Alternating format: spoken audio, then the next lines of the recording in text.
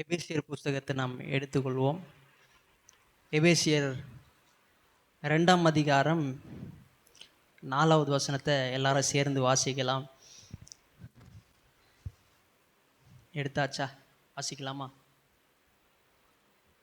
தேவனோ இரக்கத்தில் ஐஸ்வர்யம் உள்ளவராய் நம்மில் அன்பு கூர்ந்து தம்முடைய மிகுந்த அன்பினாலே அக்கிரமங்களில் மரித்தவர்களாயிருந்த நம்மை கிறிஸ்துவோடு கூட உயிர்ப்பித்தார். கிருபையினாலே ரட்சிக்கப்பட்டீர்கள். இந்த 4வது வசனத்தில் பார்த்தீங்கன்னா எப்படி ஸ்டார்ட் பண்ணுறாருனா, தேவனோ அப்படின்னு ஸ்டார்ட் பண்ணுறார். ஆங்கிலத்தில் எப்படி வருதுன்னா பட் காட் அப்படி வருது. தமிழில் வந்து தேவனோன்னு வந்திருக்கு, ஆனால் ஆங்கிலத்தில் எப்படி வருதுன்னா ஆனால் தேவன் அப்படின்னு வந்திருக்கு. இங்கே தான் என்ன பண்ணுறாருனா, எதை சொல்ல வர்றாருனா, கிறிஸ்தவ செய்தினா என்னது அல்லது சிவிசேஷனா என்னது என்ன பண்ணுறாருனா இங்கே அவர் சொல்ல வருகிறார். இந்த பட்டு வந்தாலே, ஆனால் அது சொன்னாலே, the word but gives the connection and contrast of the previous verses அப்படின்னு சொல்கிறாங்க. அந்த பட், அந்த ஆனா அந்த வார்த்தை என்ன பண்ணுதுன்னா முந்தன வசனத்துடைய ஒரு கனெக்ஷனையும் ஒரு கான்ட்ராஸ்டையும் குறிக்கிறது. முந்தன வசனத்துடைய ஒரு தொடர்ச்சியையும், அது மட்டும் இல்லை முரண்பாடையும் குறிக்கிறது அந்த பட்டு, அந்த வார்த்தை. அதான் சொல்லுவாங்க, ஒரு உதாரணம் சொன்னால் உங்களுக்கு புரியும். அவன் நல்லா படிக்கிற பையன்தான், ஆனால் எக்ஸாம் டைமில் மட்டும்தான் படிப்பான். அப்போ ஆனான்னு சொன்னோடனே ஒரு தொடர்ச்சி வருது. அது மட்டும் இல்லை, ஒரு முரண்பாடு வருகிறது. ஆனால் அவன் எக்ஸாமில் மட்டும்தான் படிப்பான். இங்கே அதே போல தான் அந்த வார்த்தை 4வது வசனத்தில் தேவனும் அப்படி வரும்போது ஆனால் தேவன், ஆங்கிலத்தில் ஆனால் தேவன், ஆனால் வருது. அப்போ என்ன பண்ணால் முன்னாடி வசனம் என்ன சொல்லுதுன்னு பார்க்கணும். அப்போ தான் இது என்ன சொல்ல வருது, அதுக்கப்புறம் என்ன சொல்ல வருதுன்னு தெரியும்.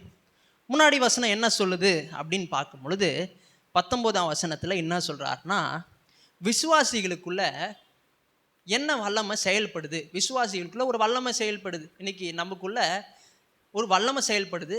அது என்ன வல்லமை? ஆரம்பிக்கிறார், வல்லமையின் மகாமேன்மையான மகத்துவம். அது எப்படிப்பட்ட வல்லமை?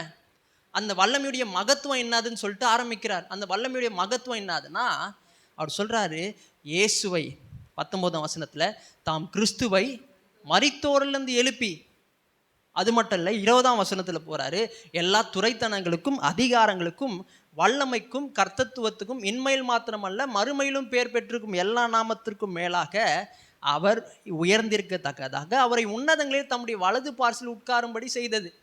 இந்த வல்லமை என்ன பண்ணுச்சுன்னா, இந்த வல்லமையுடைய மகத்துவம், இந்த வல்லமையுடைய கிரேட்னஸ் என்னதுன்னா, இயேசுவை மரணத்திலிருந்து உயிரோடு எழுப்பி உன்னதங்களில் பிதாவுடைய வலது பார்சில் இயேசு உட்கார வச்சிருக்கிறது. அந்த வல்லமை தான் இன்னைக்கு யாருக்குள்ளே செயல்படுதுன்னா உங்களுக்குள்ளேயும் எனக்குள்ளேயும் செயல்படுது. அவன் டக்குன்னு இன்னும் பண்ணுறார், இன்னும் அந்த வல்லமையை குறித்து விவரிக்கிறார். விவரிக்கும் பொழுது 2வது அதிகாரத்துக்கு போகிறாரு. 2வது அதிகாரத்துக்கு போகும்போது அந்த வல்லமை இயேசுக்கு என்ன செஞ்சது காட்டுறாரு. அது மட்டும் இல்லை, நமக்கு அந்த வல்லமை என்ன பண்ணியிருக்குன்னு காட்டுறாரு. அக்கிரமங்கள்னாலும், 1வது வசனம், அக்கிரமங்கள்னாலும் பாவங்கள்னாலும் மரித்தவர்களாயிருந்த உங்களை, அந்த வல்லமை நமக்கு என்ன செஞ்சிருக்குன்னா, நம்ம அக்கிரமத்திலையும் பாவத்திலையும் மரிச்சிருந்தோமா, ஆனால் அந்த வல்லமை என்ன பண்ணுச்சுன்னா உயிர்ப்பித்தது. என்ன சொல்ல வர்றான்னா, நீங்கள் ரட்சிக்கப்பட்டதே அவருடைய வல்லமையினால தான். எந்த வல்லமை? இயேசு மரித்தோர்லேருந்து எழுப்பின வல்லமை தான் உங்களை என்ன பண்ணுதுன்னா ரட்சிப்புக்குள்ளே நடத்தினது. ஆமென். இல்லைங்க, எனக்கு அந்த பாஸ்டர் சொன்னார், சிவிசேஷ் சொன்னார், அதனால் ரட்சிக்கப்பட்டேன் நான். அந்த சிஸ்டர் எனக்கு சிவிசேஷ் சொன்னாங்க, அதனால் ரட்சிக்கப்பட்டேன். இல்லை இல்லை, எப்படி ரட்சிக்கப்பட்டீங்கன்னா உங்களுக்குள்ள ஒரு வல்லமை செயல்பட்டது. அது என்ன வல்லமைனா, கிறிஸ்துவை மரித்தோர்லேருந்து எழுப்பின வல்லமை. ஆமென், அல்லேலூயா. அப்போது இந்த வல்லமையுடைய மகத்துவத்தை 2ஆம் அதிகாரத்தில் சொல்கிறாரு. சொல்லும் பொழுது நான் சொன்னேன், இந்த 1, 2, 3 வசனங்கள், 2ஆம் அதிகாரத்தில் இருக்கிற 1, 2, 3 வசனங்கள் எதை குறித்து பேசுகிறதுனா, மனுஷன் என்ன இருக்கிறான்னா பாவத்தில் இருக்கிறான். மேன் இஸ் இன் சின். மனுஷன் எங்கே இருக்கிறான்னா பாவத்தில் இருக்கிறான்னு சொல்ல வருகிறது. இந்த பாவத்தில் இருக்கிற மனுஷனை குறித்து 4 காரியங்கள் பார்த்தோம். இந்த பாவத்தில் இருக்கிற மனுஷனுடைய நிலைமை என்னதுன்னு பார்த்தோம். நிலைமை என்னதுன்னா, ஃபர்ஸ்ட் வசனம் சொல்கிறாரு, அக்கிரமங்களாலும் பாவங்களாலும் மரித்தவர்களாக இருந்த உங்களை உயிர்ப்பித்தார். இந்த பாவத்தில் இருக்கிற மனுஷனுடைய நிலைமை என்னதுன்னா, அவன் மரித்து கிடக்கிறான். ஆமென். மரித்து கிடக்கிறான்னா என்ன சொல்ல வர்றான்னா, ஏதோ சரீரப்பிரகாரமான மரணத்தை சொல்ல. எந்த மரணத்தை சொல்றான்னா, ஆவிக்குரிய மரணத்தை சொல்றார். ஆவிக்குரிய மரணம்னா என்னது அப்படின்னு பார்த்தோம். ஆவிக்குரிய ஜீவன்னா என்னது அப்படின்னு தெரிஞ்சாதான் என்ன தெரியும்னா, ஆவிக்குரிய மரணம்னா என்னன்னு தெரியும். ஆவிக்குரிய ஜீவன்னா என்னது, நித்திய ஜீவன்னா என்னது அப்படின்னு நம்ம பார்த்தோம். ஒன்றான மெய் தேவனாகிய உம்மையும் நீர் அனுப்பினவராகிய இயேசுவை அறிவதே என்னதுன்னா நித்திய ஜீவன். அப்போ ஆவிக்குரிய மரணம்னா என்னது, ஒன்றான மெய் தேவனாகிய உம்மையும் நீர் அனுப்பினவராகிய இயேசு கிறிஸ்துவை அறியாமல் இருப்பதே ஆவிக்குரிய மரணம். ஆமே. ரட்சிக்கப்படுறதுக்கு முன்னாடி நம்ம ஆவிக்குரிய மரணத்துல தான் இருந்தோம். எல்லாத்தையும் இந்த இயேசு படைச்சாரு, எல்லாத்தையும் நமக்காக உண்டாக்கினார். அந்த இந்த இயேசுவை நம்ம தெரியாம இருந்தோம், ஆவிக்குரிய மரணத்துல இருந்தோம். ஆனால் இன்றைக்கு ஆவிக்குரிய மரணத்தில் இல்லை, இன்னைக்கு ஆவிக்குரிய ஜீவனுக்குள்ள வந்திருக்கிறோம். இந்த இயேசுவை நாம் அறிந்திருக்கிறோம், நித்திய ஜீவனுக்குள்ள பிரவேசித்திருக்கிறோம். ஆமென். அப்போ ஆவிக்குரிய மரணம்னா என்னது, ஒன்றான மெய் தேவனாகிய உம்மையும் நீர் அனுப்பினவராக இயேசு கிறிஸ்துவை அறியாமல் இருப்பதே ஆவிக்குரிய மரணம். ஆனால் இந்த பரிசுத்தாவை என்ன பண்ணார்னா, ஆவிக்குரிய மரணத்தில் இருந்த நம்மை உயிர்ப்பித்தார். ஆமென். அப்படிதான் நம்ம ரட்சிக்கப்பட்டோம். அது மட்டும் இல்லை, இந்த பாவத்தில் இருக்கிற மனுஷனுடைய நிலைமையை சொல்றாரு. ரெண்டாவது பார்த்தோம், ஏன் அவன் பாவத்தில் இருக்கிறான் அந்த மனுஷன். முதல்ல பார்த்தோம் அவனுடைய நிலைமை என்ன பார்த்தோம். அது மட்டும் இல்லை, ரெண்டாவது என்ன பார்த்தோம்னா, ஏன் இவன் பாவத்தில் இருக்கிறான் அப்படின்னு பார்த்தோம். 3ஆம் வசனம் சொல்லுது, ஏன் அவன் பாவத்தில் இருக்கிறான்னா, அவர்களுக்குள்ளே நாம் எல்லாரும் முற்காலத்திலே நமது மாம்ச இச்சையின்படி நடந்து நமது மாம்சமும் மனசும் விரும்பினவைகளை செய்து சுபாவத்தினாலே. ஏன் அவன் பாவத்தில் இருக்கிறான்னா, அவனுக்குள்ள என்ன சுபாவம் இருக்குன்னா, பாவ சுபாவம் அவனுக்குள்ள இருக்கு. இன்னைக்கு ஏன் எல்லாரும் பாவம் செய்கிறாங்க, கெட்ட காரியங்கள்லாம் ஏன் செய்கிறாங்க, ஏன்னா அவங்களுக்குள்ள என்ன இருக்குன்னா, அந்த பாவ சுபாவம் அவங்களுக்குள்ள இருக்கு. அதனால்தான் சங்கீதக்காரன் பாவம் செய்யும் போது சொல்கிறான், விபச்சாரம் பண்ண உடனே சொல்கிறான், தேவன்கிட்ட கேட்குறான், நான் ஏன் விபச்சாரம் பண்ணேன், நான் இவ்வளோ பெரிய ராஜாவாச்சே, நான் ஏன் அந்த தப்பு செஞ்சேன்னு சொல்லிட்டு தேவன்கிட்ட அவன் கேள்வி கேட்குறான். கேள்வி கேட்கும் போது அவனுக்கு ஒரு ஆன்சர் வருது. என்ன சொல்கிறான்னா, என் தாய் என்னை பாவத்திலே கர்ப்பம் தெரித்தால் நான் துர்குணத்திலே உருவான. நான் ஏன் பாவம் செஞ்சுட்டேன்னா, எனக்குள்ள அந்த ஒரிஜினல் சின், அந்த ஆதாமுடைய சின், ஆதாமுடைய பாவம் என் தாய் மூலயமா எனக்குள்ளே வந்திருக்கு. ஆனால் தான் பாவம் செஞ்சுட்டேன். ஆமென். இன்றைக்கே என் ஜனங்க பாவம் செய்கிறாங்க, ஏன் கெட்ட காரியங்கள்லாம் செய்கிறாங்கன்னா, அவங்களுக்குள்ள நல்லா இருக்குன்னா அந்த பாவ சுபாவம் அவங்களுக்குள்ள இருக்கு. ஆமென். அப்போது ஏன் பாவத்தில் இருக்கிறான், அதுக்கு ஆன்சர் பார்த்தோம். ஏன்னா அவன் சுபாவத்தினாலே அவன் பாவம் செய்கிறான். அது மட்டும் இல்லை, அந்த பாவ சுபாவம் அவனுக்குள்ளே இருக்கும் பொழுது அவன் எத்தகைய வாழ்க்கையை வாழ்கிறான்னு பார்த்தோம். 3ஆவது வசனம் சொல்கிறாரு, அவர்களுக்குள்ளே நாம் எல்லாரும் முற்காலத்திலே நமது மாம்ச இச்சையின்படி நடந்து நமது மாம்சமும் மனசும் விரும்பினவைகளை செய்து. எத்தகைய வாழ்க்கையை வாழ்கிறான்னா, அவன் மாம்ச இச்சையும் மன இச்சையும் நிறைவேற்றக்கூடியவனாக இருக்கிறான். அந்த சுபாவம் இருக்கிறதுனால. மாம்ச இச்சைனா என்னதுன்னு பார்த்தோம், மன இச்சைனா என்னன்னு பார்த்தோம். இது வந்து ஒரு விருப்பம், விருப்பத்தை தேவன் தான் கொடுக்குறாரு. மாம்ச விருப்பத்தை யார் கொடுக்குறாருன்னா, தேவன் கொடுக்குறார். இன்னைக்கு அழகா இருக்கணும், அந்த விருப்பத்தை யார் கொடுக்குறா, தேவன் தான் கொடுத்தார். நம்மளுக்கு அந்த விருப்பத்தை தேவன் தான் கொடுக்குறாரு. கண்ணாடியை பார்க்கும்போது தலையெல்லாம் மாறிக்கிறோம், பவுடர்லாம் போடுறோம், கரெக்டாக எல்லாம் சரியாக இருக்கான்னு பார்க்குறோம். ஏன்னா இந்த விருப்பத்தை யார் தான் கொடுத்தாருன்னா, தேவன் தான் கொடுத்தார். ஆனால் மாம்ச இச்சை என்னன்னா, இச்சைன்னு சொல்லும் போது அது என்னன்னா அளவு கடந்த ஒரு ஆசை. அப்போது மாம்ச இச்சை என்னன்னா, இந்த விருப்பத்தை அழகாக இருக்கணும்னு தேவன் கொடுத்தாரு. ஆனால் இவன் என்ன பண்ணுறான்னா, இந்த இச்சை என்ன சொல்லுதுன்னா, எந்நேரமாக அவன் என்ன பண்ணுறான்னா மேக்கப் போட்டுனே இருக்கிறான். அதுதான் என்னன்னா மாம்ச இச்சை. அப்போது மேக்கப் போடுறது தப்பே கிடையாது, மேக்கப் போடணும். மேக்கப் போட்டால் தான் என்ன ஆக முடியும், அழகாக இருக்க முடியும். சொல்லுவாங்க, பால் அணிஞ்ச பங்களா கூட பெயிண்ட் அடித்தா நல்லா இருக்குமா. அப்போது மேக்கப் போட்டால் நல்லது, நான் அது மேக்கப்பு குறை சொல்ல. ஆனால் எந்நேரமும் மேக்கப் போடுறீங்களே, அதுதான் என்னன்னா மாம்ச இச்சை. ஆமென். அல்லேலூயா. அது மட்டும் இல்லை, இந்த சாப்பிட்றது, இந்த ஆசையை தேவன் தான் வச்சிருக்கிறார். சாப்பிட்ணும், பசி எடுக்கணும், அந்த ஆசையை தேவன் தான் வச்சிருக்கிறார். ஆனால் எந்நேரமும் சாப்பிட்றது என்னன்னா, இது மாம்ச இச்சை. ஆமென். அது மட்டும் இல்லை, இன்னொன்று சொன்னேன், ரசித்து சாப்பிட்றது, ருசித்து சாப்பிட்றது யார் வச்சதுன்னா, தேவன் வச்சது. தேவன் நம்மளை ஒரு மிக்சி மாதிரி படைக்கல. மிக்ஸி மாதிரி படிச்சிருந்தா நான் ஓப்பன் பண்ணிட்டு அப்படியே எல்லாத்தையும் போட்டிருக்கலாம். ஆனால் தேவன் நம்மளை மிக்ஸி மாதிரி படைக்கல. எப்படி படைச்சிருக்கிறாருன்னா, ஒரு நாக்கை வச்சிருக்கிறார். நாக்குக்குள்ளே என்ன வச்சிருக்கிறாருன்னா டேஸ்ட்டை வச்சிருக்கிறார், ருசிக்கிற திறனை வைத்திருக்கிறார். அப்போ இதெல்லாம் யார் கொடுத்ததுன்னா தேவன் கொடுத்த விருப்பம். ஆனால் நான் டேஸ்ட் இல்லைன்னா, ஒரு உப்பு இல்லைன்னா, ஒரு காரம் இல்லைன்னா நான் வந்து தட்டை தூக்கி அடிப்பேன்னு சொல்கிறாங்க பார்த்தீங்களா? அதுதான் என்னன்னா மாம்ச இச்சை, அளவு கடிந்த ஒரு ஆசை. அதுதான் என்னன்னா பாவம். ஆமே. அப்போ மாம்ச இச்சைன்னா புரிந்துக்கணும், எல்லாம் இச்சைனாலே தப்புன்னு கிடையாது. இச்சைனாலே என்னன்னா அளவு கடந்த ஒரு ஆசை, அதான் இச்சை. அப்போ மன இச்சைனா என்னது? மன இச்சைனா என்னதுன்னா இதுவும் தேவன் தான் கொடுக்கறது. இந்த மன விருப்பத்தை யார் கொடுக்குறதுன்னா தேவன் கொடுக்கறது. நான் வந்து நல்ல ஒரு போலீஸ் ஆகணும், நல்ல ஒரு லாயர் ஆகணும், நல்ல ஒரு அட்வொகேட் ஆகணும், நல்ல ஒரு சிஎம் ஆகணும். இதெல்லாம் யார் கொடுக்குறதுனா தேவன் கொடுத்த விருப்பம். ஆனால் நான் போலீஸ் ஆகிறதுக்கு, நான் அட்வொகேட் ஆகிறதுக்கு, லாயர் ஆகிறதுக்கு, சிஎம் ஆகிறதுக்கு நான் எத்தனை பேரை வேணால் கொலை பண்ணுவேன்னு சொல்கிறாங்க பார்த்தீங்களா? அதுதான் என்னன்னா மன இச்சை, மன இச்சை. ஆமே. அப்போ இந்த பாவ சுவாபம் இருக்கிறவன் என்ன பண்ணுறான்னா மாம்ச இச்சையும் மன இச்சையும் நிறைவேற்றக்கூடியவனாக இருக்கிறான். ஆமேன். அதான் நம்ம பார்த்தோம். அது மட்டும் இல்லை, இந்த இந்த பாவத்தில் இருக்கிற மனுஷனை தேவன் எப்படி பார்க்குறார் அதையும் பார்த்தோம். அதில் 3வது வசனம் பார்த்தீங்கன்னா, அவர்களுக்குள்ளே நாம் எல்லாரும் முற்காலத்திலே நமது மாம்ச இச்சையின்படி நடந்து நமது மாம்சமும் மனசும் விரும்பினவைகளை செய்து சுபாவத்தினாலே மற்றவர்களைப் போல கோபாக்கினின் பிள்ளைகளாக இருந்தோம். இங்கே என்ன சொல்கிறாருன்னா கோபாக்கினின் பிள்ளையாக இருந்தோம்.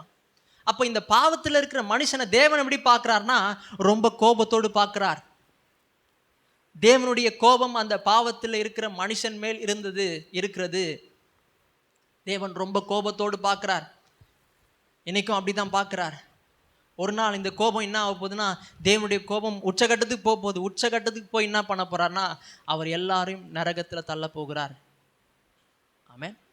அப்போது பாவத்தில் இருக்கிற மனுஷனுடைய நிலைமையை பார்த்தோம். அது மட்டும் இல்லை, அவன் ஏன் பாவத்தில் இருக்கிறான், சுபாவத்தினாலே அவன் பாவத்தில் இருக்கிறான்னு பார்த்தோம். அது மட்டும் இல்லை, சுபாவத்தினால பாவத்தில் இருக்கும்போது அந்த பாவ சுபாவம் இருக்கும் பொழுது அவன் எத்தகைய வாழ்க்கையை வாழ்கிறான்னு பார்த்தோம். அவன் மாம்ச இச்சையும் மன இச்சையும் நிறைவேற்றக்கூடியவனாக இருக்கிறான்னு பார்த்தோம். அது மட்டும் இல்லை, இந்த பாவத்தில் இருக்கிற மனுஷனை தேவன் எப்படி பார்க்குறாருன்னா ரொம்ப கோபத்தோடு பார்க்குறார். ஆனால் 4வது வசனம் ஆரம்பிக்கிறாரு, தேவன் நம்ம மேலே கோபமாக இருந்தார், தேவனுடைய கோபாக்கின்னு நம்ம மேலே இருந்தது. ஆனால் தேவன் இரக்கத்தில் ஐஸ்வர்யம் உள்ளவராய் நம்மில் அன்பு கூர்ந்து மிகுந்த அன்பினாலே அக்கிரமங்களாலும் மரித்தவர்களாக இருந்த நம்மை கிறிஸ்துவோடு கூட உயிர்ப்பித்தார். தேவனுடைய கோபம் நம்ம மேலே இருந்துச்சு. ஆனால் பிதாவாகி தேவன் என்ன பண்ணார்னா இந்த உலகத்துக்கு இயேசுவை அனுப்பினார். இயேசுவை அனுப்பி என்ன பண்ணுறாருனா இந்த ஜனங்களை மீட்டார். இதுதான் சுவிசேஷம், இதுதான் கிறிஸ்தவ செய்தி. ஆமென். இந்த சொல்கிறாரு அக்கிரமங்கள் 5வது வசனம் பார்த்தீங்கன்னா, அக்கிரமங்களில் மரித்தவர்களாக இருந்த நம்மை கிறிஸ்துவை இந்த உலகத்துக்கு அனுப்பி என்ன பண்ணுறாருனா உயிர்ப்பித்தார். கிருபையினாலே ரட்சிக்கப்பட்டீர்கள். அப்போ என்ன பண்ணுறாருனா இங்கே தான் என்ன பண்ணுறாருனா இந்த கிறிஸ்தவ செய்தின்னா என்னன்னு சொல்லிட்டு அவர் ஆரம்பிக்கிறார். What is gospel and what is Christian மெசேஜ்னு சொல்லிட்டு ஆரம்பிக்கிறார். சரி, கிறிஸ்தவ செய்தினா என்னது, அதை குறித்து நாம் பார்க்க போகிறோம். சுவிசேஷம்னா கிறிஸ்தவ செய்தினா என்னென்னா சுவிசேஷம் சொல்கிறேன், மாற்றி சொல்கிறேன். கிறிஸ்தவ செய்தியும் சுவிசேஷமும் ஒன்று தான்.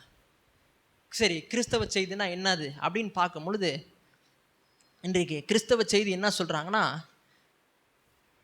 இந்த கிறிஸ்தவ செய்தி என்ன ஆயிடுச்சுன்னா காலாவதியானது என்று சொல்லுகிறார்கள். இந்த கிறிஸ்டியன் மெசேஜ் இஸ் அவுட்டேட்டட். அது மட்டும் இல்லை, Christian message is not relevant today அப்படின்னு சொல்கிறாங்க. கிறிஸ்தவ செய்தி வந்து காலாவதி ஆயிடுச்சுங்க. அது மட்டும் இல்லை, கிறிஸ்தவ செய்தி இன்றைக்கு பொருந்தக்கூடியதா இல்லைன்னு சொல்கிறாங்க. அதெல்லாம் பொருந்தாது. அதனால என்ன சொல்கிறாங்கன்னா, நீங்கள்லாம் வேதத்தெல்லாம் எடுத்து பிரசங்கம் பண்ணாதீங்க ஜனங்களுக்கு. ஏன்னா இது வந்து காலாவதியானது. இது வந்து 2000 வருஷத்துக்கு முன்னாடி எழுதப்பட்ட வேதம்.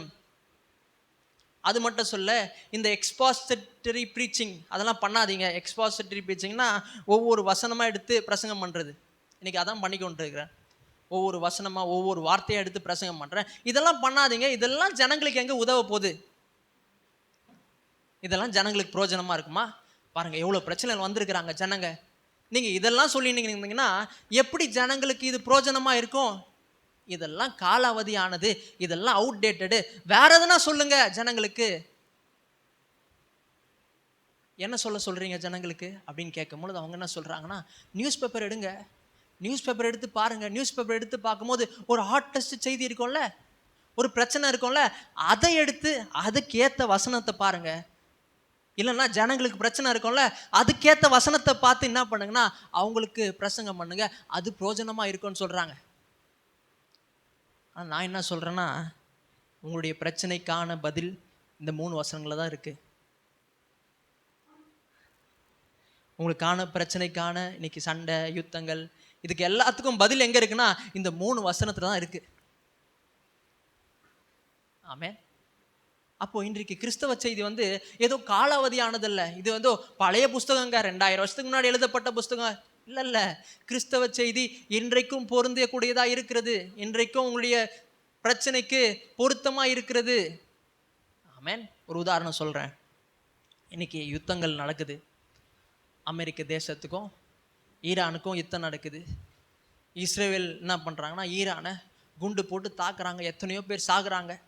அது மட்டும் இல்லை, ரஷ்யா உக்ரைன் வார் நடக்குது, உக்ரைன் ரஷ்யாவை தாக்குது, ரஷ்யா உக்ரைனை தாக்குது. அது மட்டும் இல்லை, கொஞ்ச நாளுக்கு முன்னாடி பார்த்தீங்கன்னா பாகிஸ்தான் என்ன பண்ணுறாங்க, இந்தியாவில் எல்லாம் நிறைய பேர் சுட்டு தாக்குனாங்க. பாருங்கள், இந்த பிரச்சனைலாம் எதனால் நடக்குது?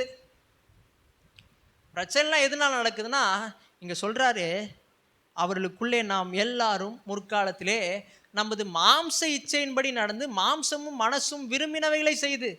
ஏன் பிரச்சனைலாம் நடக்குதுன்னா அவன் மாம்ச இச்சையும் மன இச்சையும் நிறைவேற்றக்கூடியவனாக இருக்கிறான். ஏன் அவன் அதெல்லாம் செய்கிறான்னா அவனுக்குள்ள என்ன இருக்குன்னா பாவம் இருக்கு. ஆமென். ஹல்லேலூயா. குண்டு போடும்போது அவ்வளோ ஒரு சந்தோஷம். அத்தனை ஜனங்க சாகுறாங்க, அத்தனை குழந்தைங்க சாகுறாங்க. ஸ்கூலில் குண்டு போடும்போது அத்தனை குழந்தைங்க சாகுறாங்க. ஆனால் சாகும் போது பிரசிடென்ட் எவ்வளோ சந்தோஷமாக இருக்கிறாரு பார்த்தீங்களா? ஏன்னா அந்த மாம்ச இச்சைன்னா எப்படின்னா அதை அந்த நாட்டை பிடிக்கணும், நான் எப்படின்னா அதை கைப்பற்றணும். ஏன்னா அவனுக்குள்ள என்ன இருக்குன்னா பாவம் இருக்கிறது. ஆமென். அப்போ கிறிஸ்தவ செய்தி ஏதோ காலாவதி ஆனதல்ல. கிறிஸ்தவ செய்தி இன்றைக்கும் பொருந்தக்கூடியதாக இருக்கிறது.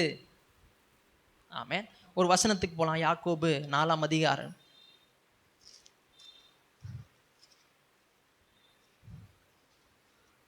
4ஆம் அதிகாரம் 1வது வசனம் பார்க்கும் பொழுது அவர் சொல்றாரு,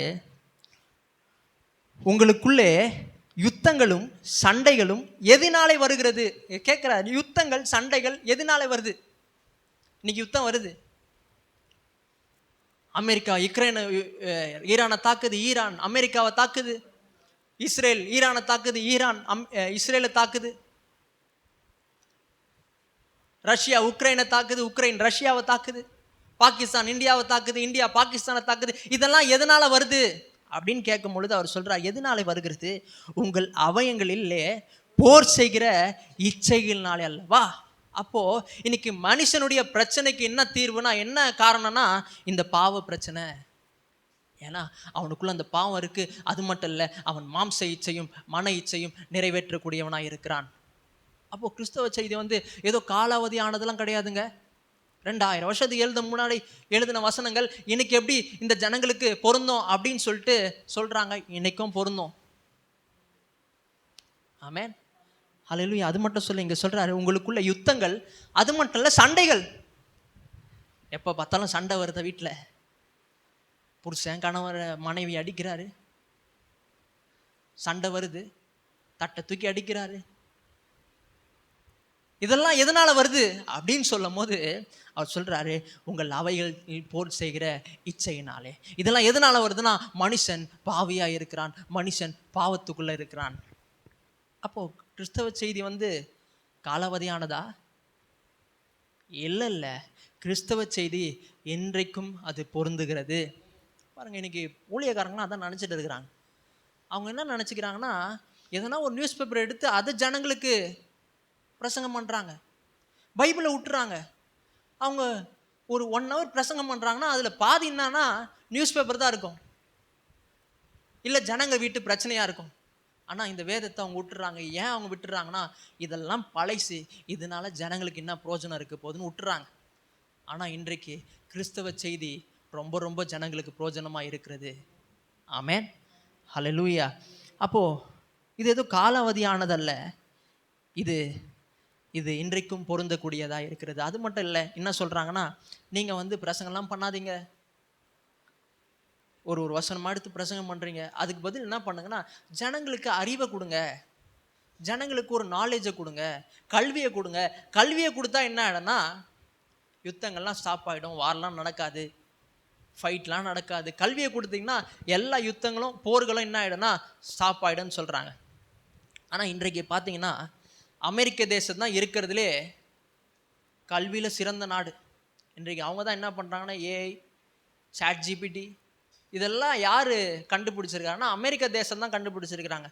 அப்போ கல்வியை கொடுத்தா யுத்தங்கள்லாம் ஸ்டாப் ஆகிடும்னு சொல்கிறாங்களே, கல்வியை கொடுத்தா யுத்தங்கள்லாம் ஸ்டாப் ஆகுது. முன்னாடி பார்த்தீங்கன்னா ஒரு குண்டில் 100 பேரை சாகடிக்கிற மாதிரி இருந்துச்சு. ஆனால் இப்போ கல்வி வந்தோடனே என்ன ஆயிடுச்சுன்னா, ஒரு குண்டில் தேசமே சாகடிக்கல என்ன பண்ணிட்டான்னா, அவன் ஞானத்தை வளர்த்து வைத்திருக்கிறான். அப்போது கல்வியிலான மாற்றங்கள் வரப்போகிறது இல்லை. எது மாற்றங்களை கொண்டு வரப்போகிறதுனா, இயேசு கிறிஸ்து மட்டும்தான் மாற்றங்களை கொண்டு வரப்போகிறார். ஆமென். அப்போது பாருங்க, மனுஷன் எப்படி இருக்கிறான்னா, அவன் பாவியாக இருக்கிறான். ஆனால் தான் நான் நியூஸ் பேப்பர் பார்க்கும்போது, டிவியை பார்க்கும்போது நிறைய பேர் பயப்படுவாங்க. குண்டு போடும்போது, ஈரான் மேலே குண்டு போடும்போது, குழந்தைங்களாம் சாகும் போது அப்படியே அதிர்ச்சி ஆவாங்க, அப்படியே சர்ப்ரைஸ் ஆவாங்க. ஏன் இப்படிலாம் நடக்குது அப்படின்னு சொல்லிட்டு அதிர்ச்சி ஆவாங்க. ஆனால் நான் அதிர்ச்சி ஆகிறது இல்லை. ஏன்னா எனக்கு ஒன்று நல்லா தெரியுது, மனுஷன் எப்படி இருக்கிறான்னா பாவத்தில் இருக்கிறான். அவன் எப்படி இருக்கிறான்னா, அவனுக்குள்ளே என்ன சுவாபம் இருக்குன்னா பாவ சுவாபம் இருக்குது. அது மட்டும் இல்லை, அவன் எப்படி நடக்கிறான்னா மாம்ச இச்சையும் மன இச்சையும் நிறைவேற்றக்கூடியவனாக இருக்கிறான். அப்போது பார்க்கும்போது பயப்படக்கூடாது. பார்க்கும்போது என்ன பண்ணால் யோசிக்கணும், இந்த மனுஷன் பாவத்தில் இருக்கிறான், ஆனால் தான் இப்படிலாம் நடக்குது. ஆனால் தான் வசனம் சொல்லுகிறது, ஆவிக்குரியவன் ஆவிக்குரிய காரியங்களை நிதானித்து அறிகிறான். பார்க்கும் போதே தெரியணும், ஏன் இதெல்லாம் வருது, அழுவக்கூடாது, பார்த்து பயப்படக்கூடாது. என்ன பண்ணணும்னா, இல்லையா மனுஷன் பாவத்தில் இருக்கிறான், அவனுக்குள்ள அந்த பாவ சுவாபம் இருக்குது. அது மட்டும் இல்லை, அவன் மாம்ச இச்சையும் மன இச்சையும் நிறைவேற்றக்கூடியவனாக இருக்கிறான். அது மட்டும் இல்லை, இங்கே 2வது வசனம் சொல்கிறாரு, அவைகளை நீங்கள் முற்காலத்திலே உலக வழக்கத்துக்கு ஏற்படியாகவும் கீழ்ப்படியாமின் பிள்ளைகளிடத்தில் இப்பொழுது கிரியை செய்கிற ஆகாயத்து அதிகார பிரபுவாகிய ஆவிக்கேற்றபடியாகவும் நடந்து கொண்டீர்கள். ஏன் அவன் இதெல்லாம் செய்கிறான்னா, அவன் பிசாசினால் நடத்தப்படுகிறான். ஒரு சந்தோஷம் அவருக்கு. இன்னைக்கு பிரசிடென்ட், அமெரிக்க பிரசிடென்ட்டுக்கு ஒரு சந்தோஷம், அத்தனை பேர் சாகுறாங்க. சாகும் போது அவர் ரொம்ப சந்தோஷப்படுறார். ஏன் சந்தோஷப்படுறாருன்னா, அவருக்குள்ள அந்த பாவ சுவாபம் அவருக்குள்ள இருக்கிறது. ஆமென், ஹல்லேலூயா. அப்போது இதை நம்ம என்ன பண்ணோம்னா யோசிக்க வேண்டும். சில பேர் என்ன சொல்கிறாங்கன்னா, இதெல்லாம் பிரசங்கம் பண்ணாதீங்க, ஒரு மாற்றம் வந்தால் எல்லாம் சரியாயிடும். இன்றைக்கி நிறைய பேர் தமிழ்நாட்டிலே அதான் எதிர்பார்த்துன்னு இருக்கிறாங்க. ஒரு மாற்றம் வந்தால் எல்லாம் சரியாயிடுங்க, சிஎம் மாறிட்டாருன்னா எல்லாம் சரியாயிடுங்க சொல்கிறாங்க. ஆனால் யார் மாறினாலும் ஒன்றும் சரியாகாது, அப்படியே தான் இருக்கும். அதான் சொன்னார் ஒருத்தர், எனக்கு இந்த ஆட்சி பிடிக்கல, எனக்கு வேறு ஆட்சி வேணும்னு சொன்னார். நான் கேட்டேன், ஏன்னு கேட்டேன். அவர் சொல்கிறாரு, இல்லை இந்த ஆட்சி இந்த ஆட்சினால் என்ன வருதுன்னா, நிறைய பேர் ஊழல் பண்ணுறாங்க, அது மட்டும் இல்லை நிறைய ரேப் நடக்குது, ஆனால் எனக்கு இந்த ஆட்சி வேணாம். இப்போ வேறு ஆட்சி வந்தால் நல்லா ஆகிடுமா? எந்த ஆட்சி வந்தாலும் நல்லாவாது. ஏன்னா மனுஷன் எப்படி இருக்கிறான்னா பாவத்தில் இருக்கிறான். ஆமென். என்னங்க எப்படி சொல்கிறீங்க, புரியலையேங்க. ஒரு வசனத்துக்கு போகலாம், லூக்கா 17ஆம் அதிகாரம். என்னதான் மாற்றம் வந்தாலும் 4ஆம் தேதி பார்க்க போகிறோம், யார் வரப்போகிறான்னு தெரில. ஆனால் யார் வந்தாலும் மாற்றம் வராதுங்க. அதான் நான் சொல்ல விரும்புகிறேன். லூக்கா 17ஆம் அதிகாரம் 26வது வசனம் பார்த்தீங்கன்னா, நோவாவின் நாட்களில் நடந்து போல மனுஷகுமாரனுடைய நாட்களில் நடக்கும். நோவாவின் நாட்கள் என்ன நடந்துச்சு அதெல்லாம் அதுக்கப்புறம் சொல்கிறார். மனுஷகுமாரின் நாட்கள்னால் என்னதுன்னா, இந்த நாட்கள் தான். இது இயேசுடைய காலம், இயேசு வரப்போகிறார். இது மனுஷகுமாரன் காலம். இது யார் சொல்கிறான்னா, இயேசு சொல்லுகிறார் இந்த வசனத்தை. மனுஷகுமாரன் நாட்களில் நடக்கும். நோவா பேழைக்குள் பிரவேசித்த நாள் வரைக்கும் ஜனங்கள் புசித்து குடித்தார்கள், பெண் கொண்டார்கள், பெண் கொண்டு கொடுத்தார்கள், ஜலப்பிரவாகம் வந்து எல்லாரையும் அழித்து போட்டது. அப்போ நோவாவுடைய நாட்கள் நடந்தது போல நடக்குமா? அவங்க குடித்தார்கள், பெண் கொண்டார்கள், புசித்தார்கள்னு சொல்றாரு. இது என்ன சொல்ற வர்றாருன்னா, அவங்க வந்து தேவனுடைய நியாயத்தீர்ப்பை கொஞ்சம் கூட அவங்க பயப்படலையாம். அவங்க பாட்டுன்னு அவங்க காரியங்களை செஞ்சு கொண்டே இருந்தாங்களாம். அவர் சொல்றாரு, அதுக்கப்புறம் சொல்றாரு, லோத்துடைய நாட்களில் நடந்தது போலவும் நடக்கும். ஜனங்கள் புசித்தார்கள், குடித்தார்கள், கொண்டார்கள், விற்றார்கள், நாட்டினார்கள், கட்டினார்கள். 29 வசனம், லோத்து சோதாமை விட்டு புறப்பட்ட நாளிலே வனாந்திரத்திலிருந்து அக்கினியும் வானத்திலிருந்து அக்கினியும் கந்தமும் வர்ஷித்தது, எல்லாரையும் அழித்து போட்டது. மனுஷகுமாரன் வெளிப்படும் நாளிலே அப்படியே நடக்கும். பாருங்க என்ன சொல்ல வரேன்னா, அன்னைக்கு நடந்தது போலவே, அன்னைக்கு என்னெல்லாம் அக்கிரமம் பண்ணாங்களோ அது என்ன நடக்குமா, மனுஷகுமாரன் நாட்களில் நடக்குமா, இப்பயும் நடக்குமா, அது மாறவே மாறாதான். ஓ, இன்னைக்கு சொல்றாங்க இல்லைங்க சிஎம் மாறிட்டா எல்லாம் சரியாயிடுங்க, ஊழல் நின்றோம், ரேப் நின்றோம், எல்லாம் நின்றோங்க அப்படின்னு சொல்றாங்களே. நான் என்ன சொல்றேன்னா, ஒன்றும் நிற்காதுங்க. ஏன்னா மனுஷன் பாவத்தில் இருக்கிறான். மனுஷனுக்குள்ள என்ன இருக்குன்னா, அந்த பாவ சுவாபம் மனுஷனுக்குள்ள இருக்கு. அது மட்டும் இல்லை, அவன் மாம்ச இச்சையும் மன இச்சையும் நிறைவேற்றக்கூடியவனா இருக்கிறான். அப்போ எதுவுமே மாற போறது கிடையாது. ஒரு நாள் மாறும். எப்போ மாறும்னா, இந்த புதிய வானம் புதிய பூமியில எல்லாரும் சுவாபம்லாம் மாற்றப்பட போகிறது. இந்த பாவ சுவாபம் போயிட்டு கிறிஸ்துவின் சுவாபம் எல்லாருக்குள்ளே வரப்போகுது. அப்போ சேஞ்ச் நடக்கும். அது மட்டும் இல்லை, இப்போ கூட சேஞ்ச் நடக்கலாம். எப்போனா, எல்லாரும் ரட்சிக்கப்படும் போது, எல்லாரும் ஆண்டவராக இயேசு கிறிஸ்துவை ஏற்றுக்கொள்ளும் போது ஓரளவுக்கு சேஞ்சை பார்க்கலாம். ஆனால் அது நடக்கணுமே, அது நடந்தால் மட்டும்தான். அப்போ மாற்றம் வந்து வரப்போகிறது கிடையாது. யார் சிஎம்மாக மாறினாலும் மாற்றம் வரப்போகிறது கிடையாது. ஏன்னா மனுஷன் எப்படி இருக்கிறான்னா, பாவத்தில் இருக்கிறான். ஆமென். அப்போது மனுஷன், இந்த கிறிஸ்தவ செய்தி என்ன சொல்லுதுன்னா, மனுஷன் வந்து பாவத்தில் இருக்கிறான்பா, அவன் பாவ நிலைமை, அவன் மரணத்தில் இருக்கிறான்ப்பா. அது மட்டும் இல்லை, அவனுக்குள்ள அந்த பாவ சுவாபம் இருக்கிறது. அந்த பாவ சுவாபம் இருக்கிறதுனால அவன் மாம்ச இச்சையும் மன இச்சையும் நிறைவேற்றக்கூடியவனா இருக்கிறான். அப்புறம் சொல்றாரு, தேவனுடைய கோபம் இந்த பாவத்தில் இருக்கிற மனுஷன் மேல தேவனுடைய கோபம் இருக்கு அப்படின்னு சொல்றாரு. அப்புறம் பார்த்தீங்கன்னா, தேவனுடைய கோபம் இருக்கு. ஆனா 4வது வசனம் சொல்றாரு, என்ன சொல்றாருன்னா, தேவனோ இரக்கத்தில் ஐஸ்வர்யம் உள்ளவராய். தேவனுடைய கோபம் இந்த மனுஷன் மேல இருக்கு. ஆனா தேவனோ இரக்கத்தில் ஐஸ்வர்யம் உள்ளவராய் மிகுந்த அன்பினாலே அக்கிரமனாலும் மரித்தவர்களாய் இருந்த நம்மை கிறிஸ்துவோடு கூட உயிர்ப்பித்தார். மனுஷன், தேவனுடைய கோபம் மனுஷன் மேல இருக்கு. ஆனால் தேவன் என்ன பண்றாருன்னா, இயேசுவை அனுப்பி என்ன பண்றாருன்னா உயிர்ப்பித்தார். இதுதான் கிறிஸ்தவ செய்தி. கிறிஸ்தவ செய்தினா என்னதுங்க? மனுஷன் பாவியா இருக்கிறான், பாவத்தில் இருக்கிற மனுஷனை தேவன் என்ன பண்ணுறாருன்னா உதவி செய்கிறார். சுவிசேஷனா என்னதுங்க? நல்ல செய்தினா என்னதுங்க? சுவிசேஷனா நல்ல செய்தி. காஸ்பல்னா என்னன்னா குட் நியூஸ். அப்படின்னா என்னதுங்க? அப்படின்னா என்னதுன்னா, இந்த பாவத்தில் இருக்கிற மனுஷனுக்கு தேவன் உதவி செய்கிறார். அதான் காஸ்பல். ஆமென், ஹல்லேலூயா. சரி, இந்த கிறிஸ்தவ செய்தி குறித்து இன்னும் கொஞ்சம் பார்க்கலாம்.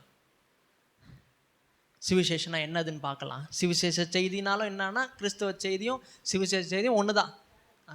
கிறிஸ்தவ செய்தின்னு சொல்கிறேன், சுவிசேஷ செய்தி சொல்கிறேன், எல்லாமே ஒன்று தான். சரியா? அப்போது இந்த கிறிஸ்தவ செய்தினா என்னது அப்படின்னு பார்க்கும் பொழுது, இங்கே 3 வசனத்தில் சொல்கிற மாதிரி தான். மனுஷன் பாவியாக இருக்கிறான்.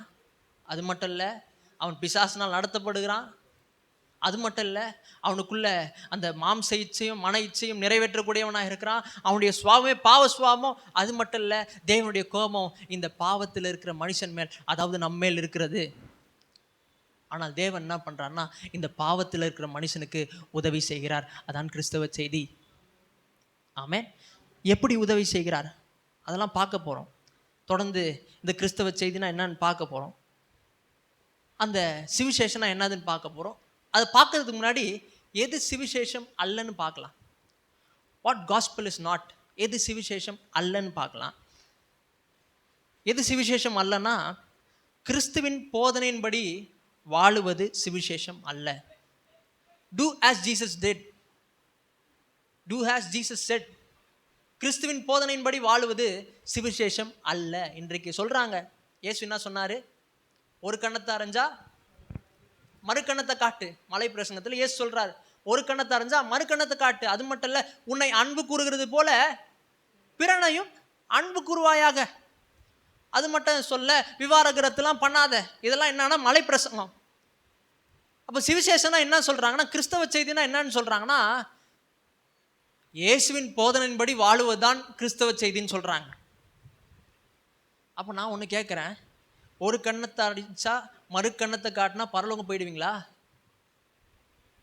இதெல்லாம் செஞ்சீங்கன்னா, இல்லை உங்களை அன்பு கூறுறது போல பிறனும் அன்பு கூர்ந்தா பரலோகம் போயிடுவீங்களா? போக முடியாதுங்க. கிறிஸ்தவ செய்தினா இது கிடையாதுங்க. இயேசுவின் போதனையின்படி வாழுவது கிறிஸ்தவ செய்தி அல்ல. கிறிஸ்தவ செய்தினா என்னது? மனுஷன் பாவியா இருக்கிறான், இந்த பாவியா இருக்கிற மனுஷனை மீட்கும்படி இயேசு வந்தார், அதான் கிறிஸ்தவ செய்தி. ஆமென். எனக்கு அதான் சொல்றாங்க, நானும் கிறிஸ்டியன் தாங்க. எப்படி நீங்க சொல்றீங்க கிறிஸ்டியன் தான்? எப்படி சொல்றீங்க?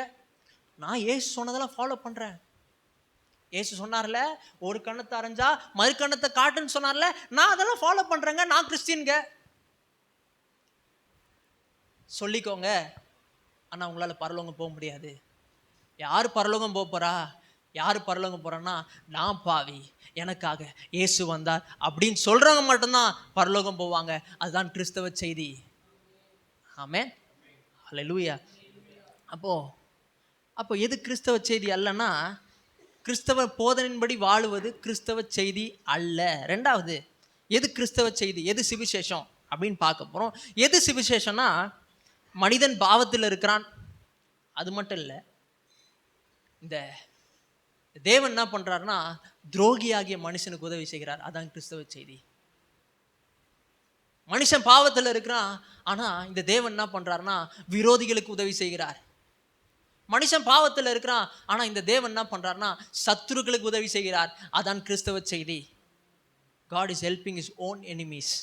அதான் கிறிஸ்தவ செய்தி. நம்ம யாருங்க? நல்லவங்களா? சொல்லுங்க. நான் நல்லவங்க கிடையாதுங்க. நான் தேவனுடைய விரோதி, தேவனுடைய துரோகி, தேவனுடைய சத்ரு. ஆனா சத்ருவாகி என்னை, விரோதியாகி என்னை, துரோகியாகி எனக்கு என்ன பண்றாருன்னா இயேசுவை எனக்காக ஒப்பு கொடுத்தார். அதான் கிறிஸ்தவ செய்தி. ஆமென். ஆதாம் ஏவாளுக்கு எல்லாத்தையும் படைக்கிறார், பார்த்து பார்த்து படைக்கிறார். அவனுக்காக ஆப்பிள் மரத்தை படைக்கிறார், அவனுக்காக கிரேப்ஸ் மரத்தை படைக்கிறார், அவனுக்காக ஆரஞ்சு மரத்தை படைக்கிறார், அவனுக்காக எல்லாத்தையும் பார்த்து பார்த்து படைச்சார். ஆனா இந்த துரோகி என்ன பண்ணானா, அந்த சாத்தான் சொல்றது கேட்டான். தேவனுக்கு என்ன பண்ணிட்டானா துரோகம் செஞ்சுட்டான். தேவனுக்கு என்ன பண்ணிட்டானா அநியாயம் பண்ணிட்டான். ஆனா தேவனுக்கு என்ன பண்ணிட்டானா சத்ருவாயிட்டான். ஆனா இந்த தேவன் யாருன்னா இரக்கத்தில் ஐஸ்வர்யம் உள்ளவர். என்ன பண்றாருன்னா அவனுக்காக, துரோகிக்காக என்ன பண்றாருன்னா தன்னுடைய ஜீவனை கொடுத்திருக்கிறார். தன்னுடைய சொந்த குமாரன் என்றும் பாராமல் அவனுக்காக கொடுத்திருக்கிறார். அதான் கிறிஸ்தவ செய்தி. ஆமென். அப்போ கிறிஸ்தவ செய்தினா என்னதுங்க? கிறிஸ்தவ செய்தினா என்னன்னு, மனுஷன் பாவி, மனுஷன் ஒரு துரோகி, மனுஷன் ஒரு விரோதி, மனுஷன் ஒரு சத்ரு, ஆனா இந்த சத்ருக்கு தேவன் உதவி செய்கிறார். அதுதான் கிறிஸ்தவ செய்தி. ஆமென். வசனம் சொல்லுது, நாம் சத்ருக்களாக இருந்தோமா? நாம் தேவனுக்கு விரோதிகளாக இருந்தோமா? காணியாட்சிக்கு புறமானவர்களாக இருந்தோமா? ஆனா தேவன் என்ன பண்றார்னா நமக்கு உதவி செய்தார். எப்படி உதவி செய்கிறார் அதான் பார்க்க போறோம். எப்படி உதவி செய்கிறார், பொதுவாக எப்படி உதவி செய்கிறான்னு பார்க்கலாம். இந்த மொத்த உலகத்துக்கும் தேவன் என்ன பண்றாருன்னா ஒரு குட் நியூஸ் வச்சிருக்கிறார், ஒரு காஸ்பல் வச்சிருக்கிறார், ஒரு சுவிசேஷம் வச்சிருக்கிறார், ஒரு நல்ல செய்தி வச்சிருக்கிறார். பொதுவாக எப்படி உதவி செய்கிறார் அப்படின்னு பார்க்க போறோம். எப்படி உதவி செய்கிறார்னா, God put the restriction on the power of sin. தேவன் என்ன பண்றாருன்னா பாவத்தின் மீது ஒரு கட்டுப்பாட்டை வைக்கிறார். இதன் மூலமா ஜனங்களுக்கு பொதுவாக உதவி செய்கிறார். இந்த பாவத்தின் மீது ஒரு கட்டுப்பாட்டை வைக்கிறதன் மூலமா இந்த ஜனங்களுக்கு அவர் உதவி செய்கிறார். பாவம் ரொம்ப கொடியதானது பாருங்க, பாவம் ரொம்ப வல்லமையானது, பாவம் ரொம்ப பீக்கானது. இது சாதாரணது கிடையாது. இன்னைக்கு நம்மளுக்குள்ள இருக்கிற பாவம் ரொம்ப பெருசு, அது அடக்கவே முடியாது, அது ரொம்ப வல்லமையானது. ஆனா தேவன் என்ன பண்றாருன்னா இந்த மனுஷனுக்கு உதவி செய்கிறார். என்ன பண்றாருன்னா இந்த பாவத்தின் மீது ஒரு கட்டுப்பாட்டை வைக்கிறார். அதனால தான் இன்னைக்கு போலீஸை வச்சிருக்கிறாரு, ஆனால் தான் இன்னைக்கு லாயரை வச்சிருக்கிறாரு, ஆனால் தான் இன்னைக்கு அட்வொகேட்டை வச்சிருக்கிறார், ஜட்ஜை வச்சிருக்கிறார், ஆனால் தான் அரசாங்கத்தை வச்சிருக்கிறார். ஏன்னா தேவன் என்ன பண்றாருன்னா அவர் பாவத்தை கட்டுப்படுத்துகிறார். ஆமென். ஒரு வசனத்துக்கு போகலாம். ரோமர் 13ஆம் அதிகாரம். பாவம் ரொம்ப கொடியதானது. ஆனால் தேவன் என்ன பண்ணுறாருன்னா இந்த பாவத்தின் மீது ஒரு கட்டுப்பாட்டை வைத்திருக்கிறார். ரோமர் 13ஆம் அதிகாரம் 1வது வசனத்திலிருந்து பார்க்கும் பொழுது அவர் சொல்லுகிறார், எந்த மனுஷனும் மேலான அதிகாரிகளுக்கு கீழ்ப்படிய கடவான். என்ன சொல்கிறேன்னா, எல்லாரும் என்ன பண்ணா மேலான அதிகாரி, அவளுக்கு மேலான அதிகாரி யார் இருக்கிறா? போலீஸ் இருக்கிறாங்க, அரசாங்கம் இருக்குது, கோர்ட் இருக்குது. இதெல்லாம் என்னன்னா மேலான அதிகாரி. இந்த மேலான அதிகாரத்துக்கு நம்ம என்ன பண்ணா கீழ்ப்படிய கடவான் அப்படின்னு சொல்லிட்டு சொல்றார். ஏனென்றால் தேவனாலே அன்றி ஒரு அதிகாரம் இல்லை. தேவன் வைக்காம ஒரு அதிகாரம் இல்லை, இது தேவன் தான் வச்சிருக்கிறார். போலீஸ்லாம் யார் வச்சிருக்கிறா? தேவன் வச்சிருக்கிறார். அது மட்டும் இல்லை, உண்டாயிருக்கிற அதிகாரங்கள் தேவனாலே நியமிக்கப்பட்டிருக்கிறது. எல்லாம் தேவன் ஆர்டைன் பண்ணி வச்சிருக்கிறார். போலீஸ் எல்லாம் நான் நினைச்சேன் அரசாங்கம் தான் போலீஸ்லாம் ரெடி பண்ணி வச்சிருக்கேன்னு நினைச்சேன். இல்லை இல்லை, தேவன் தான் எல்லாத்தையும் நியமித்து வைத்திருக்கிறார். அதை எப்படி சொல்றாரு? ஆதலால் அதிகாரத்திற்கு எதிர்த்து நிற்கிறவன் தேவனுடைய நியமத்துக்கு எதிர்த்து நிற்கிறான். அதிகாரிகளுக்கு எதிர்த்து நிற்கிறவன், போலீஸுக்கு எதிர்த்து நிற்கிறவன் யாருக்கு எதிர்த்து நிற்கிறானா? தேவனுக்கு எதிர்த்து நிற்கிறானா? ஆமென். இங்கே நிறைய பேர் என்னதான் அவன் டிராஃபிக்கை போட்டாலும் ரூல்ஸ் எல்லாம் போட்டாலும் நிற்கிறோமா? சிக்னல்லு ரெட்டு எரியும் போது தான், எல்லோ எரியும் போது தான் என்ன பண்ணுறோம்? எல்லோ ஆரஞ்சா? எல்லோ கரெக்டாக தான் சொல்லியிருக்கிறேன். எல்லோ எரியும் போது என்ன பண்ணுறாங்கன்னா ஸ்பீடாக போகிறாங்க. எல்லோ போடும் போது என்ன பண்ணோம்? ஸ்லோ பண்ணோம். அமெரிக்க தேசம்லாம் ஸ்லோ பண்ணுவாங்க. ஆனால் இந்திய தேசத்தில் என்ன பண்ணுவாங்க? எல்லோ போட்டோடனே பாருங்க, நம்மளும் அப்படி தான் இருக்கிறோம், கீழ்ப்படுகிறோமா? ஆனால் இங்கே சொல்கிறாரு அதிகாரிகளுக்கு கீழ்ப்படிய கடவான். சிக்னல்லாம் மதிக்கணுமா? சிக்னல் போடும்போது நின்றுட்டு போகணுமா? ஏன்னா அது தேவன் வைத்திருக்கிறார். அது மட்டும் இல்லை, அப்படி எதிர்த்து நிற்கிறவன் தங்களுக்கு தாங்களே ஆக்கினையை வருவித்துக் கொள்ளுகிறான். அப்படி எதிர்த்து நிற்கும் போது, சிக்னலை தாண்டி போகும்போது என்ன ஆகுது? போலீஸ்காரன் பிடிச்சிடுறான். பிடிச்சி என்ன பண்ணுறான்? ஃபைனை போட்டுறான், ஆக்கினை வருவித்துக் கொள்ளுகிறான். அது மட்டும் இல்லை, அவர் சொல்கிறார், மேலும் அதிகாரிகள் நற்கிரியைகளுக்கு அல்ல துர்க்கிரியைகளுக்கே பயங்கரமாக இருக்கிறார்கள். நல்லது செய்யும் போது ஒன்றும் பண்ணுறதில்ல, ஆனால் தப்பு பண்ணும் போது அவன் என்ன பண்ணுறான்? லட்டி எடுத்து அடின்னு அடிக்கிறான். சின்ன வயசில் காலேஜ் படிக்கும் போது அப்படிதான் சர்ன்னு வந்துட்டேன். போலீஸ்காரன் கை போட்டான். இவன் கை போட்டானா எப்படின்னா காசு வாங்குவான் எனக்கு தெரியும். ஆனால் என்ன பண்ணால் சர்ன்னு வந்துட்டேன். அவன் லட்டி அடிக்கிறதுக்கு எடுத்தான்.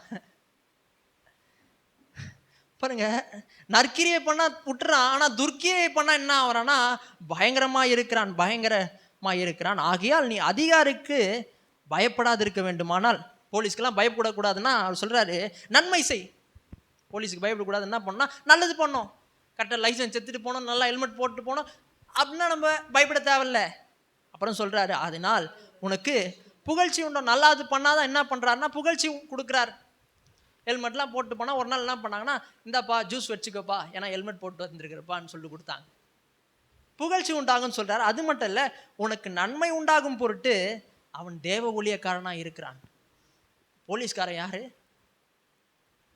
யாருங்க? தேவ ஊழிய.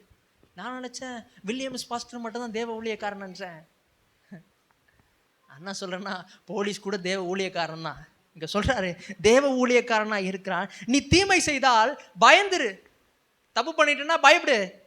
பட்டயத்தை அவன் விருதாக வைத்தில்ல. துப்பாக்கி வச்சிருக்கிறானே ஏதோ ஷோ கேஸுக்கு வச்சில்ல. லட்டி வச்சிருக்கிறானே ஏதோ ஷோ கேஸுக்கு வச்சில்ல. பிடித்திருக்கவில்லை, அவன் விருதாவாய் பிடித்திருக்கவில்லை.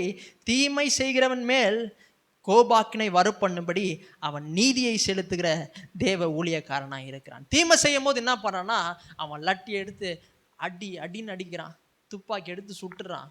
ஏன்னா அவன் தேவ ஊழியக்காரனாக இருக்கிறான். நான் என்ன சொல்ல வரேன்னா, இந்த அரசாங்கத்தை இதெல்லாம் எதுக்கு வச்சிருக்கிறான்னா இந்த பாவத்தை கட்டுப்படுத்தும்படி தேவன் வைத்திருக்கிறார்.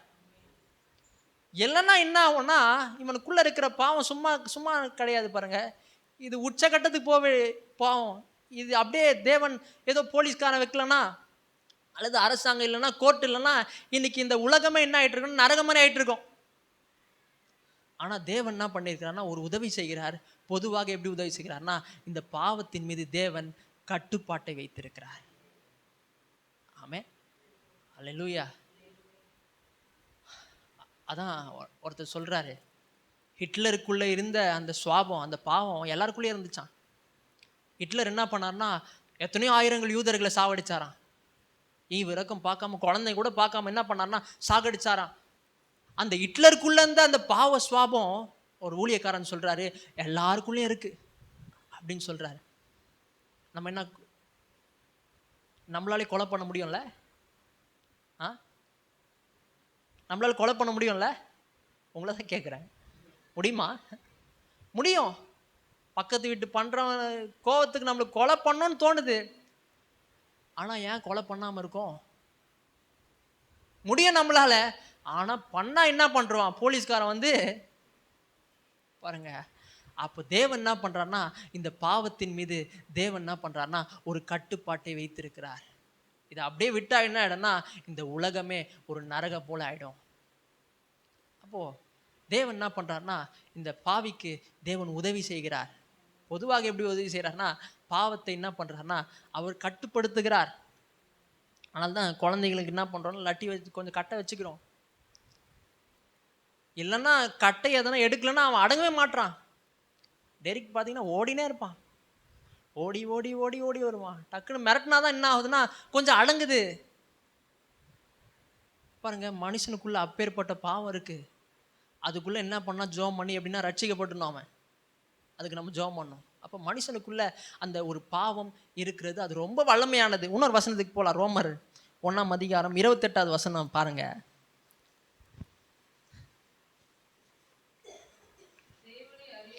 தேவனை அறியும் அறிவை பற்றி கொண்டிருக்க அவர்களுக்கு மனதில்லாதிருந்தபடியால் தகாதவைகளை செய்யும்படி தேவன் அவர்களை கேடான சிந்தைக்கு ஒப்பு கொடுத்தார்.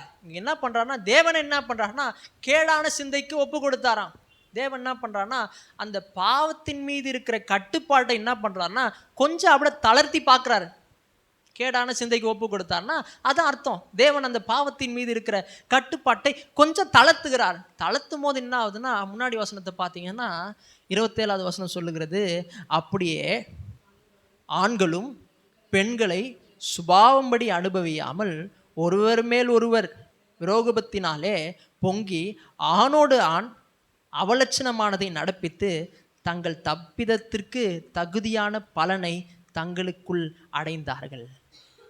பாருங்க, தேவன் என்ன பண்றாருன்னா இந்த பாவம் எவ்வளவு பெருசுன்னு காட்டுறாரு. அது என்ன பண்றாருன்னா அந்த கட்டுப்பாட்டை என்ன பண்றாருன்னா கொஞ்சம் தளர்த்துகிறார். தளர்த்தும் போது கேடான சிந்தைக்கு ஒப்பு கொடுக்கிறார், நம்மளுக்கு காட்டுறாரு. காட்டும் போது என்ன ஆகுதுன்னா ஆணோடு ஆண் பெண்ணோடு பெண் என்ன ஆகுதுன்னா அவலட்சணமான காரியங்கள் நடக்கிறது. என்ன சொல்ல வர்றாருன்னா இந்த பாவம் ரொம்ப உச்சக்கட்டதுப்பா, இந்த பாவம் ரொம்ப வல்லமையானதுப்பா. ஆனால் தேவன் என்ன பண்ணுறாருன்னா பாவிகளுக்கு தேவன் உதவி செய்கிறார். என்ன பண்ணுறாருன்னா பாவத்தின் மீது ஒரு கட்டுப்பாட்டை வைத்திருக்கிறார். தேவனுக்கு நீங்களும் தேவை, அது மட்டும் இல்லை இந்த உலகம் நல்லா இருக்கணும், அதுக்காக தேவன் உதவி செய்கிறார். ஆமென். அப்போது இந்த தேவன் என்ன பண்ணுறாருன்னா பாவத்தின் மீது ஒரு கட்டுப்பாட்டை வைத்திருக்கிறார். இந்த அமெரிக்க தேசத்தில் பார்த்தீங்கன்னா எல்ஜிபிடிக்யூன்னு வந்திருக்கு. அது என்னன்னா ஆணை ஆண் கல்யாணம் பண்ணிக்கலாம், பெண்ணை பெண் கல்யாணம் பண்ணிக்கலாம். ஆனால் இந்திய தேசத்தில் அது வந்துச்சு. ஆனால் அரசாங்கம் என்ன பண்ணுச்சுன்னா இதெல்லாம் இந்திய தேசத்தில் நாட் அலௌடுன்னு சொல்லிச்சு. இப்போ இந்த அரசாங்கத்தின் மூலயமா என்ன ஆகுதுன்னா இந்த பாவம் கட்டுப்படுத்தப்படுகிறது. ஆமென். அப்போ தேவன் எப்படி உதவி செய்கிறார்னா இந்த பாவத்தை கட்டுப்படுத்தும்படி தேவன் என்ன பண்றாருன்னா ஒரு அரசாங்கத்தை வைத்திருக்கிறார், அதிகாரிகளை வைத்திருக்கிறார். இது பொதுவாக தேவன் உதவி செய்கிறார் பாவிகளுக்கு. இல்லைன்னா நீங்களும் நல்லா இருக்க முடியாது, நானும் நல்லா இருக்க முடியாது. உங்களையும் வெட்டி போட்டிருப்பான், என்னையும் வெட்டி போட்டிருப்பான்.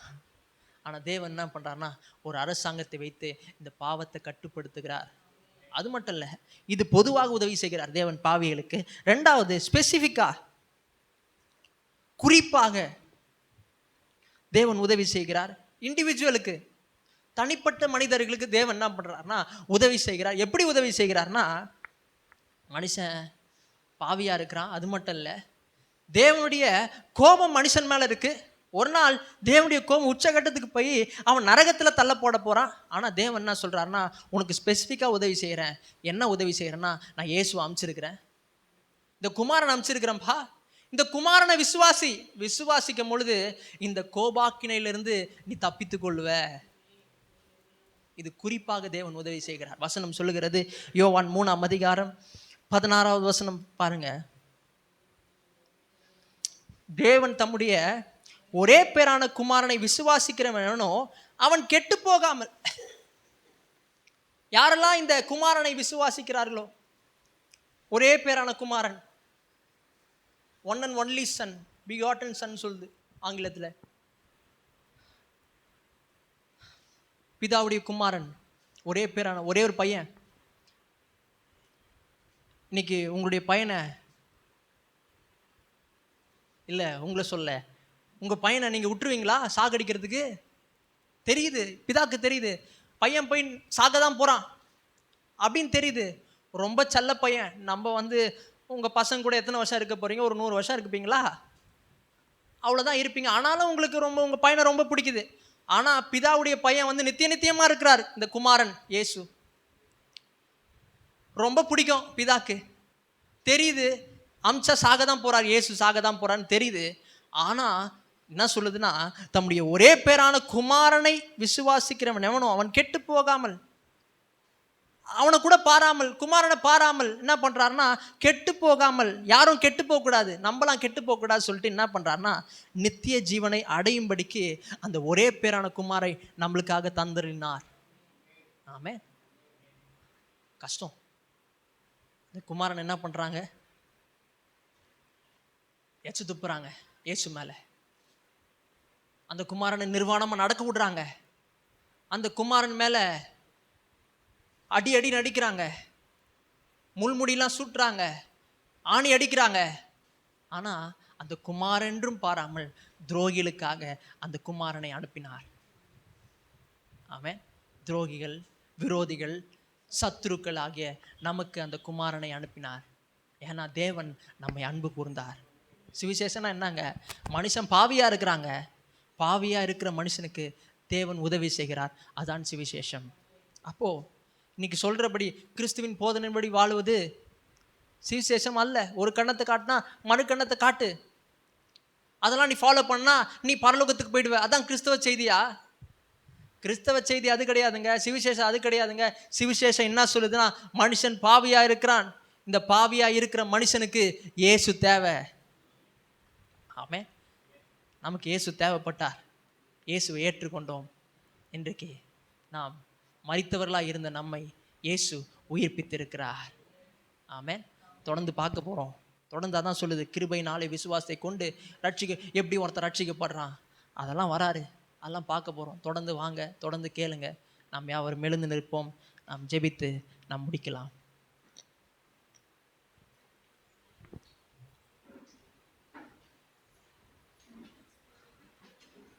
ஹல்லேலூயா. ஸ்தோத்திரம் ஆண்டவரே, ஸ்தோத்திரம், ஸ்தோத்திரம் ஆண்டவரே, ஸ்தோத்தரிக்கிறோம், ஸ்தோத்தரிக்கிறோம், ஸ்தோத்தரிக்கிறோம் ஆண்டவரே. இன்றைக்கு நாங்கள் ஆண்டவரே பாவிகளாக இருந்தோம், துரோகிகளாக இருந்தோம், காணியாட்சிக்கு புறம்பானவர்களாக இருந்தோம். ஆனால் தேவனோ ஆண்டவர், நாங்கள் பார்த்தது போல தேவனோ இரக்கத்தில் ஐஸ்வர்யம் உள்ளவராய் மிகுந்த அன்பினாலே இந்த பாவிகளாக இருந்த நம்மை கிறிஸ்துவோடு கூட கிறிஸ்துவை அனுப்பி அவர் உயிர்ப்பித்தார். இன்னைக்கு இயேசுவை ஏற்றுக்கொண்டோம், இயேசுவை விசுவாசம். இன்னைக்கு நம்ம மேலே தேவனுடைய கோபம் இல்லை, தேவனுடைய அன்பு நம்ம மேலே வெளிப்படுத்தப்பட்டிருக்கு. நமக்கு நரகம் கிடையாது, நமக்கு நித்திய ஜீவன். இன்றைக்கி ஒருவேளை பயந்து கொண்டு இருக்கிறீங்களா? நான் செத்த நரகத்துக்கு போய்டுவேன் பயந்து கொண்டு இருக்கிறேன், நான் அநேக பாவம் செஞ்சுட்டேனே பயந்து கொண்டு இருக்கிறீங்களா? இன்றைக்கி நாம் இயேசு கிறிஸ்துவை ஏற்றுக்கொண்டதுனாலே நாம் நித்திய ஜீவனுக்குள்ளே பிரவேசிக்கிறோம்.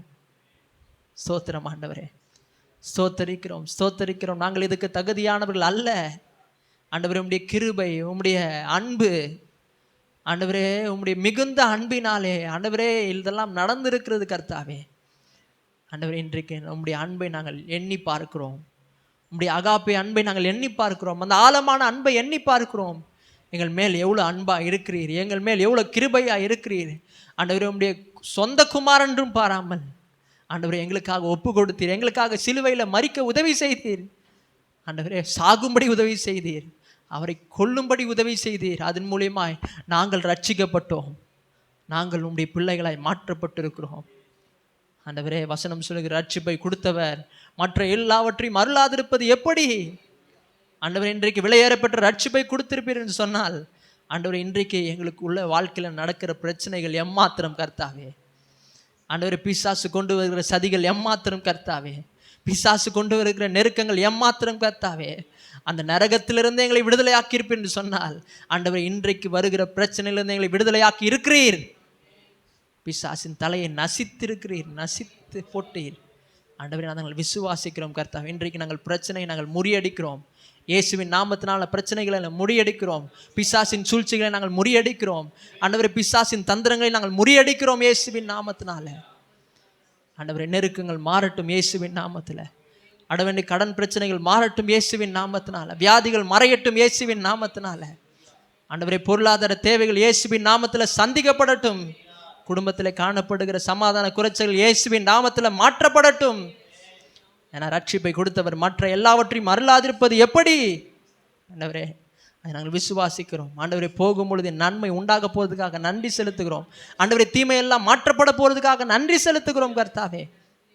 போகும் பொழுது நாங்கள் விடுதலையை பார்க்க போகிறோம். போகும் பொழுது நாங்கள் ஜெயத்தை பார்க்க போகிறோம். போகும் பொழுது நாங்கள் வெற்றியை பார்க்க போகிறோம். நீர் எங்களுக்காக செய்ய போகிறீர், அதை நாங்கள் விசுவாசிக்கிறோம் கர்த்தாவே. ஹல்லேலூயா, ஹல்லேலூயா, ஹல்லேலூயா. உம்மை நாங்கள் ஸ்தோத்தரிக்கிறோம். வந்த ஒவ்வொருத்தரும் மேலே உம்முடைய அபிஷேகம், உம்முடைய வல்லமை, உம்முடைய ஆசீர்வாதம் ஆண்டவரே அளவு கடந்த விதத்தில் தங்கி கொண்டிருக்கிறதுக்காக நன்றி செலுத்துகிறோம் கர்த்தாவே. பொழிந்தருளுகிறீர், அதற்காக நன்றி செலுத்துகிறோம். ஆண்டவரே, எல்லாவற்றிலும் வல்ல கரத்தை நாங்கள் ஒப்பு கொடுக்கிறோம். ஆண்டவரே, இந்த வார்த்தைகள் எங்களுக்குள்ள போய் ஆண்டவரே மாற்றங்களை உண்டு பண்ணட்டும்.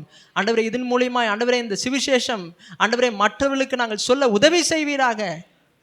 ஆண்டவரே, எங்களுக்கு பாராட்டின கிருபைகளுக்காக நாங்கள் நன்றி செலுத்துகிறோம். அதன் மூலியமாக நாங்கள் மற்றவர்களுக்கும் சொல்ல உதவி செய்யுங்க ஆண்டவரே. இதன் மூலியமா ஜனங்க ரட்சிக்கப்படுவாங்க. இதன் மூலியமா அப்படி சுவிசேஷம் போகும். இதன் மூலியமா நரகத்துக்கு போகிற ஜனங்கள் ஆண்டவரே நித்திய ஜீவனுக்குள்ளே பிரவேசிப்பாங்க கர்த்தாவே. ஆண்டவரே, இந்த செய்தி ஆண்டவரே எல்லாருக்கும் ஒரு தாக்கத்தை உண்டு பண்ணட்டும் கர்த்தாவே. நீர் அப்படிப்பட்ட காரியங்களை செய்கிறதுக்காக நன்றி செலுத்துகிறோம். எல்லாவற்றின் வல்ல கரத்தில் ஒப்பு கொடுக்கிறோம் இயேசுவின் நாமத்தில் பிதாவே, ஆமென். ஆத்துமாவே கர்த்தரை ஸ்தோத்திரி, என் முழு உள்ளமே பரிசுத்த நாமத்தை ஸ்தோத்திரி. என் ஆத்துமாவை கர்த்தரை ஸ்தோத்திரி, கர்த்தர் செய்த சகல உபகாரங்களை மறவாதே. ஆமென்.